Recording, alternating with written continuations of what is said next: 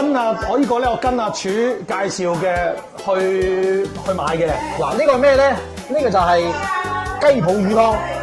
哇！呢個雞泡魚湯真係，我覺得咧扭轉咗我對雞泡魚嘅，真係完全係顛覆咗我，真係顛覆我嘅觀念。以為雞泡魚都麻麻地啫，係嘛？因為我成日去，唔係成日去嘅，即係去過都成日去㗎啦。去日本咧就會食嗰啲雞泡魚餐㗎嘛。係，即係有刺身啊、沙煲沙婆啊，跟住有咩有炸係啦。同呢個真係班人話齋 another level， 係真係蝕，冇錯，係完完全全咧飲落去咧嗰種厚，嗰種甜。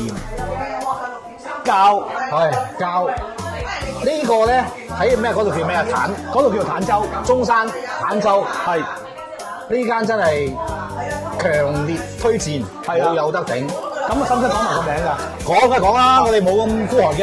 嗱，佢咧改咗名啊，因為佢啱啱就改咗名嘅。改咗名係佢而家叫做周氏河豚館。係之前咧佢叫做周氏鮑魚館。鮑魚係。依家叫做周氏河豚館。咁啊，大家識得咩係鮑魚？可能係啦。咁咧咁，所以我諗大家 check 一 check 就揾到啦。係啦，周氏河豚館係啦，你打地圖嗰度咧都會揾到出嚟㗎啦。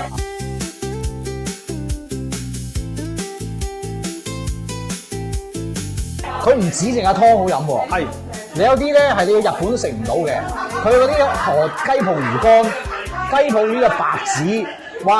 乾狀個乾啊，乾狀個乾係唔係曬乾個乾？係啦，哇！我嚟蒸啊，哇！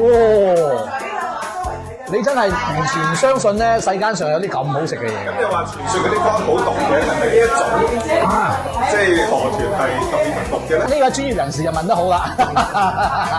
嗱，河豚嘅毒咧係嚟自咧佢即係佢食嘅嘢嘅。如果野生嗰啲咧，因為佢咁樣都食㗎嘛，河豚你知個嘴幾犀利㗎啦。咁變咗咧佢積聚好多毒素嘅。